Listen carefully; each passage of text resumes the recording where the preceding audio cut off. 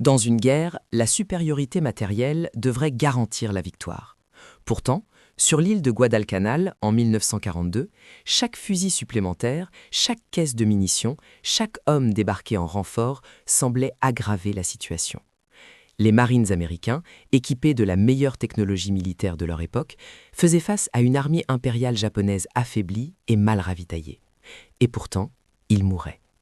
Ils mouraient chaque jour, de manière systématique et inexplicable, fauchés par des tirs venus de nulle part. La logique de la guerre était inversée. Plus les Américains déployaient leur puissance, plus ils devenaient des cibles faciles pour un ennemi qui, selon les rapports, n'était même pas là. La jungle dense et humide gardait le secret de cette hécatombe silencieuse. On les appelait les fantômes, des esprits de la jungle, des démons invisibles qui chassaient les hommes. Cette explication mystique, née de la terreur et de l'incompréhension, était la seule chose qui semblait donner un sens au massacre. Mais la vérité n'avait rien de surnaturel. Elle reposait sur une faille, non pas dans le courage des soldats ou la qualité de leurs armes, mais dans la structure même de leur perception. Un angle mort fondamental dans la manière dont le cerveau humain est entraîné à interpréter le monde. Pour survivre, les Marines n'avaient pas besoin de plus de balles, mais d'une nouvelle façon de voir. Cette histoire est celle de la découverte de ce secret, une vérité si simple qu'elle était devenue le camouflage parfait. Guadalcanal n'était pas un simple champ de bataille, c'était un organisme hostile qui consumait les hommes bien avant qu'ils n'atteignent le front. La chaleur écrasante, dépassant les 35 degrés, et une humidité proche de la saturation transformaient chaque mouvement en épreuve. Les uniformes, constamment trempés de sueur et de pluie, provoquaient des infections cutanées qui ne guérissaient jamais. La boue, omniprésente, aspirait les bottes, enlisait les véhicules et rendait chaque pas épuisant. La dysenterie et la malaria frappaient sans discrimination, affaiblissant les corps et brisant les volontés.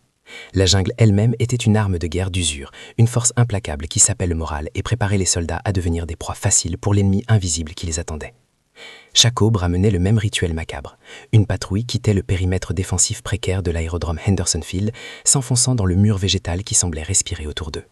Leur mission était simple, trouver l'ennemi, le localiser, l'engager. Mais l'ennemi refusait ce jeu. Au lieu d'une bataille rangée, la patrouille faisait face à une série de coups chirurgicaux. Un sifflement bref, un homme s'effondre, un trou net dans son casque. Pas de flash de départ de coup, pas de fumée, pas de son clair permettant de localiser le tireur. Juste le silence assourdissant de la jungle qui se refermait sur un autre corps, laissant les survivants plus paranoïaques, plus désemparés, convaincus qu'ils combattaient une force immatérielle. Les quelques survivants, le regard vide, ne pouvaient jamais fournir un rapport utile. Ils n'avaient rien vu. L'ennemi n'était pas un soldat, c'était une absence, une menace diffuse qui imprégnait l'air.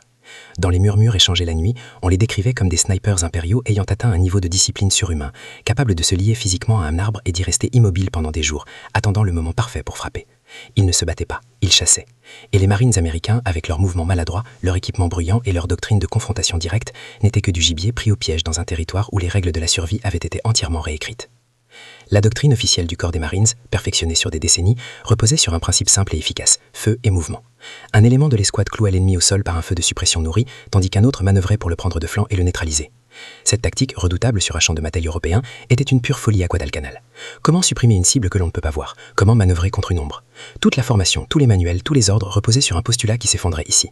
Pour être combattu, l'ennemi doit d'abord être localisé. Face à un adversaire invisible, la formidable machine de guerre américaine tournait à vide, ses engrenages brouillant ses propres soldats. Confronté à cette impasse sanglante, le haut commandement réagissait avec la seule logique qu'il maîtrisait, l'escalade matérielle. Plus d'hommes, plus de mortiers, plus d'artillerie. Ils envoyaient des marteaux toujours plus gros pour frapper des fantômes de plus en plus insaisissables. Mais la solution ne se trouvait pas dans la force brute. Elle était cachée à la vue de tous, dans un détail visuel, une anomalie de forme que le cerveau des soldats, entraîné à détecter le mouvement, était structurellement incapable de percevoir. Pour vaincre un ennemi qui avait transformé l'immobilité en arme absolue, il fallait cesser de chercher ce qui bougeait et commencer à identifier ce qui, dans le chaos de la jungle, était anormalement, terriblement parfait. La jungle de Guadalcanal n'était pas un champ de bataille, mais un prédateur. Chaque liane semblait conçue pour entraver, chaque racine pour faire trébucher. L'air, saturé d'une humidité si dense qu'il était difficile de respirer, collait l'uniforme à la peau, créant un terrain fertile pour les infections fongiques qui rongeaient les hommes vivants. La chaleur, implacable, dépassait les 35 degrés, transformant chaque effort en une torture et chaque goutte d'eau en un trésor. Les pluies torrentielles quotidiennes ne rafraîchissaient rien. Elles transformaient le sol en une boue tenace qui avalait les bottes, les équipements et l'espoir. Avant même d'entendre le premier coup de feu, le Marine était déjà un homme affaibli, luttant moins contre l'ennemi que contre la planète elle-même. Le système dominant n'était pas militaire, il était existentiel. La vie quotidienne sur le périmètre précaire d'Henderson Field était une routine d'anxiété pure. Chaque matin, une patrouille s'enfonçait dans le mur végétal, sachant qu'elle n'en reviendrait probablement pas intacte. Le contact avec l'ennemi n'était pas une bataille, mais une exécution. Un sifflement, un homme qui s'effondre, puis le silence. Les survivants revenaient hagards, incapables de dire d'où venait le tir. L'état normal était une paranoïa collective, un sentiment d'impuissance absolue face à un adversaire qui ne se montrait jamais, ne faisait aucun bruit et ne laissait aucune trace. L'objectif n'était plus de gagner la guerre, mais de survivre à la prochaine heure. La doctrine de l'US Marine Corps, le feu et mouvement, était le fondement de leur identité martiale, une symphonie de violence coordonnée conçue pour submerger l'ennemi. Un groupe clouait la cible au sol avec un feu de suppression écrasant, tandis qu'un autre manœuvrait pour frapper le flanc exposé. Cette tactique, d'une efficacité redoutable dans les champs ouverts d'Europe, était une absurdité suicidaire à Guadalcanal. Comment supprimer une cible que l'on ne peut pas voir? Comment manœuvrer contre une position que l'on ne peut pas localiser? Appliquer cette doctrine revenait à hurler et à tirer au hasard dans la jungle, révélant sa propre position à un tireur patient qui attendait simplement que le bruit cesse pour choisir sa prochaine victime.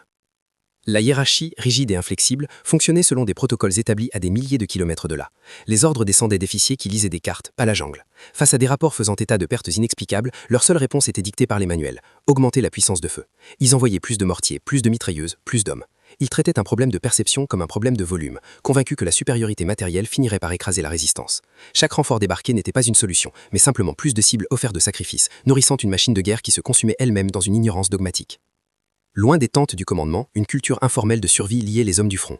La confiance ne se portait pas sur le grade, mais sur le camarade qui partageait votre trou de combat. L'expérience d'un vétéran de quelques semaines valait plus que tous les diplômes de West Point. On ne parlait pas de soldats japonais, mais de fantômes ou d'esprits de la jungle, une terminologie qui reconnaissait l'impuissance de la logique militaire conventionnelle. La peur était omniprésente, mais la montrer était un tabou. Elle était dissimulée sous un humour noir et un fatalisme partagé, car proposer une idée nouvelle ou remettre en question la doctrine était perçu comme un signe de faiblesse, une fissure dans l'armure mentale du groupe. La force adverse, le corps des tireurs d'élite impériaux, était perçu comme une entité presque surhumaine. Ils ne combattaient pas, ils chassaient. Leur pouvoir ne reposait pas sur leurs armes, mais sur une discipline de fer et une maîtrise absolue du camouflage. Selon les rumeurs qui circulaient, ils se liaient physiquement à un arbre, restant immobiles pendant des jours, faisant un avec la végétation, attendant le moment parfait. Leur tactique était une guerre psychologique. Chaque tir précis et invisible n'éliminait pas seulement un soldat, il détruisait le moral de 10 autres, renforçant l'idée qu'ils étaient invincibles, des démons de la forêt contre lesquels aucune arme humaine ne pouvait prévaloir. L'équilibre des forces était une impasse sanglante. Les Américains contrôlaient l'aérodrome, une île de terre battue dans un océan de verdure hostile, mais ils étaient assiégés. Les Japonais contrôlaient la jungle, un territoire infini d'où ils pouvaient frapper à volonté, mais ils marquaient des moyens pour un assaut final. C'était un équilibre de l'attrition, une hémorragie lente et continue de vies américaines. Les deux camps étaient enfermés dans leur certitude. Le commandement américain croyait que la simple accumulation de matériel ferait pencher la balance. Les Japonais croyaient que leur discipline tactique était infaillible. La routine de l'horreur s'était installée et personne n'imaginait qu'elle puisse être brisée. La fragilité invisible du système américain reposait sur un postulat fondamental et jamais remis en question. Pour être une menace, un ennemi doit bouger. Toute la formation visuelle d'un soldat, de l'entraînement de base au manuel de campagne, était axée sur la détection du mouvement dans un environnement statique.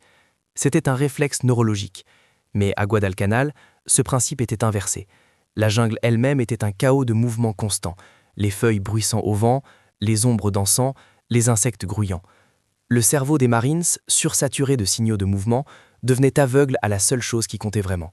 Il cherchait un signal dans un océan de bruit, ignorant la véritable anomalie.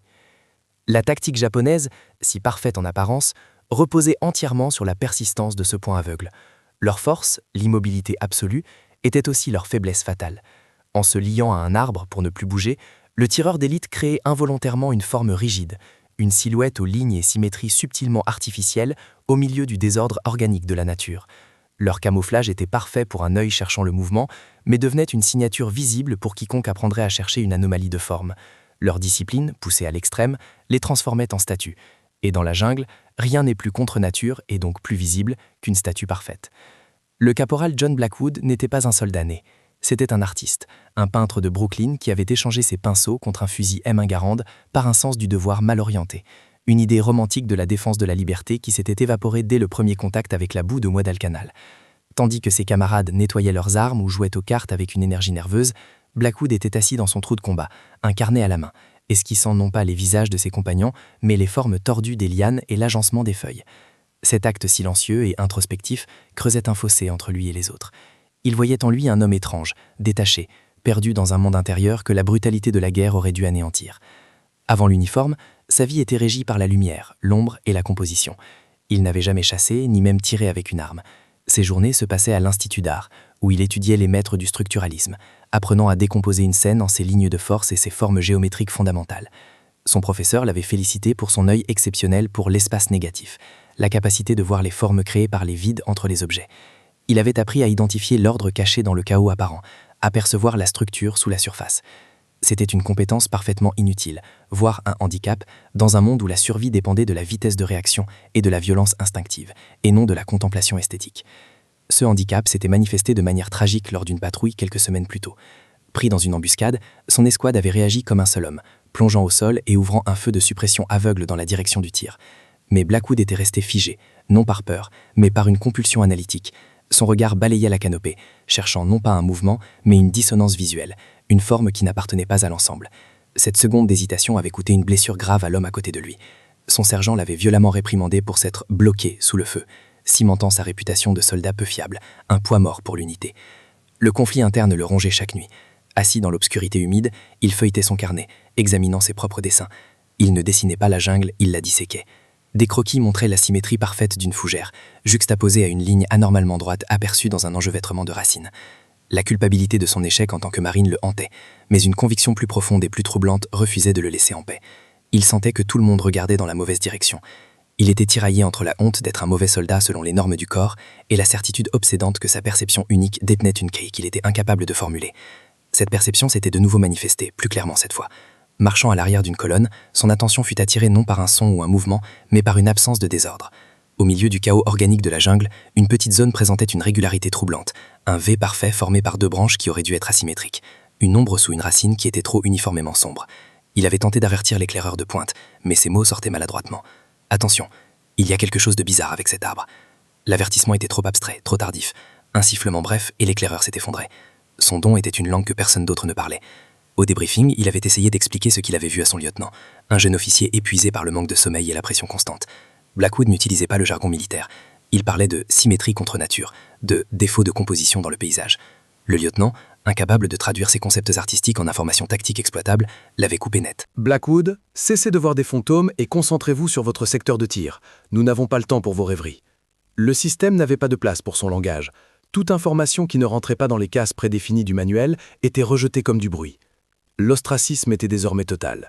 Ses camarades l'évitaient, le considérant au mieux comme un excentrique, au pire comme un porte-malheur dont les théories bizarres mettaient tout le monde en danger. Il mangeait seul, veillait seul. Son isolement devenait une armure. Paradoxalement, cette solitude le libérait de la pression de se conformer. Il n'avait plus l'approbation de personne à chercher. Le dilemme s'était simplifié pour devenir une question de survie brute. Soit il ignorait ce qu'il voyait, se forçait à agir comme les autres et mourait probablement comme eux, soit il faisait entièrement confiance à son instinct, même si cela signifiait désobéir, même si cela signifiait agir complètement seul. Cette nuit-là, à la lueur d'une lampe de poche faiblissante, il étala toutes les pages de son carnet dans la boue de son abri. Il reliait les croquis des anomalies de forme aux cartes, marquant les lieux où son unité avait été attaquée.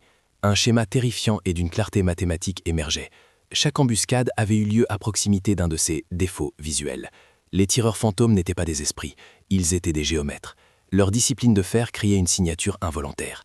La faille n'était pas en lui, elle était dans la perception de tous les autres. La certitude remplaça la honte. Il détenait la vérité, mais pour la prouver, il allait devoir devenir l'anomalie que le système rejetait. L'incident se déclencha, non par un tir, mais par un ordre. Une nouvelle patrouille fut annoncée, une reconnaissance en force dans un secteur où les pertes avaient été anormalement élevées. Le lieutenant, le visage creusé par la fatigue et la frustration, désigna sa cible. « Blackwood, vous ouvrez la marche. » Ce n'était pas une promotion, mais une punition déguisée, une manière brutale de le forcer à revenir à la réalité. Pour Blackwood, cet ordre n'était pas une simple mission, c'était une condamnation à mort. Le système, incapable de comprendre son anomalie, cherchait à l'éliminer en l'exposant directement au danger. Le point de non-retour était atteint. Il ne pouvait plus se contenter d'observer passivement. Il devait agir selon sa théorie ou mourir en essayant de s'intégrer. Alors que la patrouille s'enfonçait dans l'affaire vert, Blackwood vit. Pas un homme, pas une arme, mais une erreur dans la composition du monde. Une ligne verticale trop parfaite sur un tronc d'arbre qui aurait dû être noueux, une ombre sous une fougère qui était d'une obscurité trop homogène. Il leva la main, figeant la colonne. « Halte !» murmura-t-il, pointant du doigt. « La structure, elle est fausse. » Son sergent, furieux de cet arrêt en terrain exposé, le bouscula violemment. « Avance, Blackwood. Il n'y a rien. » Une seconde plus tard, un sifflement sec déchira l'air et le soldat juste derrière Blackwood s'effondra. Sa théorie était juste, mais son application imprécise. Il avait sauvé sa propre vie, mais sa crédibilité était anéantie, remplacée par le mépris de ses camarades. L'enfer se déchaîna. La patrouille était clouée au sol, prise au piège par un tireur qui les exécutait un par un avec une précision chirurgicale. La panique commençait à ronger la discipline. Le lieutenant, suivant la procédure, ordonna un feu de suppression dans la direction générale du tir, une tactique aussi futile que de crier contre un ouragan.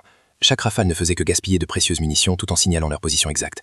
Blackwood comprit que la doctrine les condamnait. La pression externe était écrasante, mais la pression interne était pire encore. Il détenait la clé, mais son incapacité à la communiquer de manière intelligible était en train de faire tuer tout le monde. Le coup de son échec n'était plus la honte, mais l'anéantissement de son unité.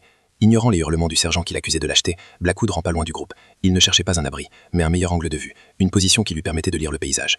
C'était un acte d'insoumission flagrant, une rupture de formation qui lui vaudrait la cour martiale. Mais la survie avait désormais ses propres règles. Il força son esprit à ignorer les balles qui sifflaient à ses oreilles, à filtrer le chaos du combat pour ne se concentrer que sur une seule chose, la structure visuelle de la canopée. Il cessa de chercher un mouvement pour ne traquer qu'une seule proie, l'anomalie géométrique, l'erreur dans le grand tableau de la jungle. C'était un pari insensé, une exposition totale pour une chance de voir. Et il la trouva. Pas un soldat, mais la signature de sa présence. Une série de lignes subtilement parallèles formées par le canon d'un fusil et son support, plaqué contre un tronc d'arbre. Dans le désordre organique de la nature, cette minuscule grille géométrique était une aberration, une faute de goût visuel invisible pour un œil non averti, mais flagrante pour son sien. Le problème était qu'il ne pouvait pas tirer. La distance était trop grande, l'angle trop fermé. Il possédait la connaissance, mais pas les moyens d'agir. Il faisait face à un nouveau défi. Comment traduire cette information visuelle abstraite en coordonnées tactiques pour des hommes qui pensaient en azimut et en distance, et non en dissonance compositionnelle, le tout sous un feu nourri.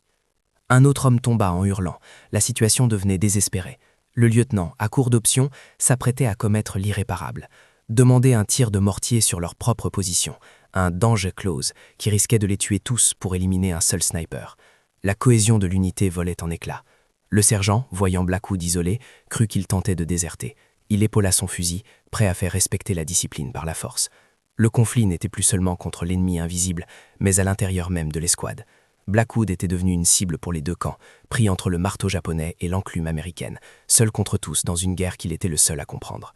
Les mots ne suffiraient pas, Blackwood le savait.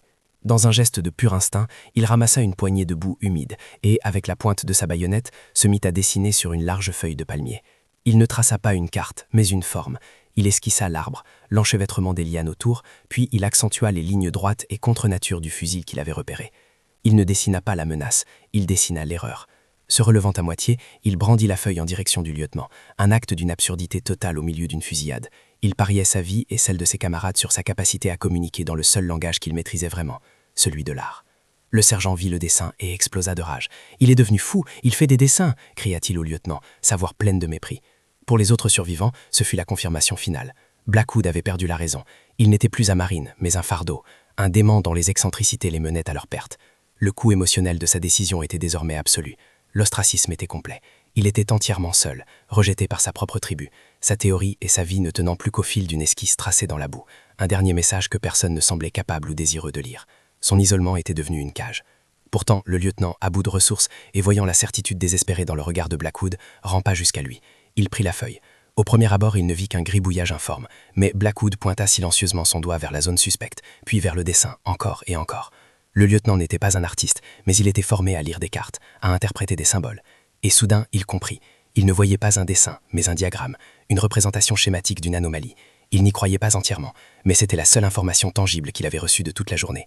Il décida de jouer cette dernière carte. Il fit signe au meilleur tireur de l'escouade. Le tireur était incrédule. « Tirer sur quoi, mon lieutenant ? Sur un arbre ?» L'officier, engageant sa propre autorité sur la folie apparente de Blackwood, donna un ordre direct et sans appel. « Tirer sur la forme, celle qui ne devrait pas être là. » Un silence tendu s'installa, suspendu entre les tirs sporadiques. Le tireur visa. Non pas un homme, mais une imperfection géométrique. Son coup de feu claqua.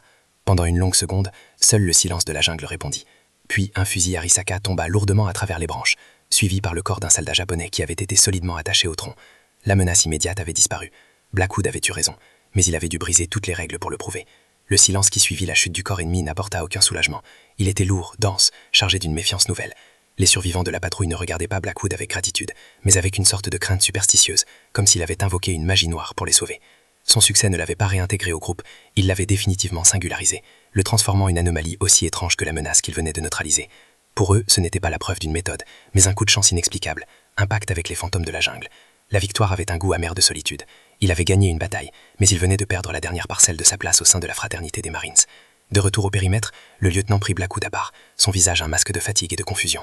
Il ne cherchait pas à le féliciter, mais à extraire une information exploitable. Comment ? Pas ce que vous avez vu, Blackwood, mais comment vous l'avez vu. Donnez-moi une procédure, quelque chose que je peux enseigner aux autres. Blackwood essayait, mais ses mots se perdaient en abstraction. Il parlait de lignes de force, de rupture de motifs, de l'intégrité structurelle de la canopée. Chaque terme artistique creusait un peu plus le fossé entre eux. Le lieutenant avait besoin d'un manuel, d'une série d'étapes claires et reproductibles. Blackwood lui offrait une sensibilité, une nouvelle façon de percevoir. Le système militaire ne pouvait pas quantifier une intuition. Le conflit interne de Blackwood atteint son paroxysme. Assis seul, son carnet posé sur ses genoux, il était hanté par la dualité de son être. Il était un artiste contraint à la destruction, un créateur dont le talent ne servait qu'à repérer la mort. Chaque forme qu'il dessinait, chaque anomalie qu'il identifiait, était une condamnation. Il n'était ni le soldat que le corps des marines s'exigeait, ni le peintre qu'il aspirait à être. Il était un hybride monstrueux, un outil parfaitement adapté à cet enfer spécifique, mais totalement dysfonctionnel partout ailleurs. Pour survivre, il devait embrasser pleinement cette perception qui le définissait, mais ce faisant, il trahissait à la fois le soldat et l'artiste en lui, devenant une chose sans nom et sans place dans le monde. Le rapport officiel de la patrouille fut une œuvre de fiction bureaucratique. Le succès de Blackwood fut attribué à une observation aguerrie et à un coup de chance au bon moment.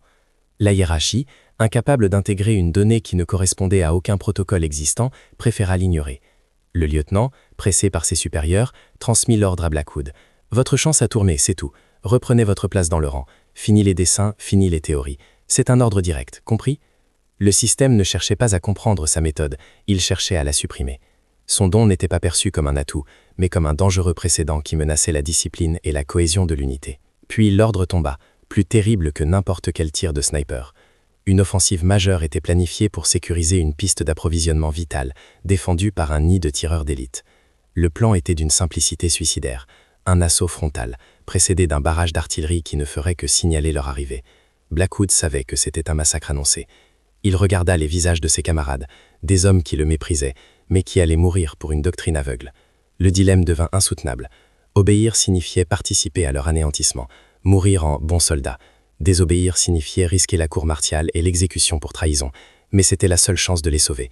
Il devait choisir entre sa vie et leur vie. Devant le lieutenant et la section rassemblée pour le briefing final, Blackwood prit sa décision.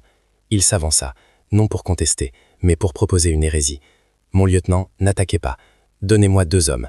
Nous n'allons pas engager le combat. Nous allons simplement observer. Nous allons cartographier la zone, non pas pour ses positions tactiques, mais pour ses erreurs visuelles. » Il leur demandait d'abandonner le credo sacré du feu et mouvement pour le remplacer par un concept artistique, analyse et perception. Pour ces guerriers formés à la violence directe, sa proposition n'était pas une tactique, c'était un acte de lâcheté, une négation de leur identité même. Il leur demandait de regarder la guerre comme un tableau. La réaction fut immédiate et violente. Le sergent l'attrapa par le col, le visage déformé par la rage. « Traître, vous voulez nous faire tuer ?» Les autres Marines l'entouraient, leur regard passant de la méfiance à une hostilité ouverte. Blackwood avait commis l'irréparable. Il avait publiquement défié la chaîne de commandement et remis en cause les fondements de leur doctrine au moment le plus critique. Il n'y avait plus de retour en arrière possible. Il s'était volontairement isolé, plaçant le lieutenant dans une position impossible. Suivre le protocole vers une mort certaine ou faire confiance à l'artiste fou qui avait été leur sauveur et leur paria. La vie de toute l'unité reposait désormais sur la validité de sa vision du monde. Le lieutenant regarda le visage de ces hommes, des condamnés attendant l'exécution, puis celui de Blackwood, dont le calme absolu était plus terrifiant que n'importe quelle panique. La logique, la doctrine, sa carrière, tout lui hurlait de suivre les ordres et de mener ses hommes à l'abattoir. Mais la certitude dans les yeux de l'artiste était une force gravitationnelle, une vérité qui tordait la réalité. Contre les protestations furieuses du sergent, contre son propre instinct de soldat, il prit la décision qui allait le définir à jamais. Il hocha lentement la tête. « Vous avez 1 heure, Blackwood, pas une seconde de plus. » Le sergent le dévisagea, la trahison gravée sur ses traits. En cet instant, l'unité cessa d'exister. Elle n'était plus qu'une collection d'hommes fracturés attendant un miracle ou une catastrophe. Blackwood choisit 2 hommes, non pas les plus courageux, mais les plus calmes, ceux dont les mains ne tremblaient pas.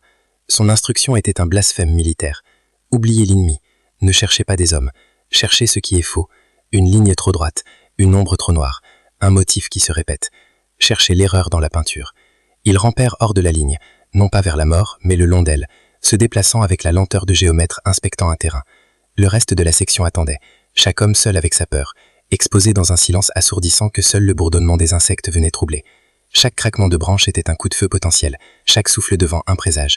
Il n'attendait pas une bataille, mais le verdict d'une théorie insensée. Allongé dans la boue, son carnet protégé de l'humidité par son corps, Blackwood se mit au travail. Il ne dessinait pas pour le plaisir, mais pour survivre. Son crayon ne caressait pas le papier, il disséquait le paysage.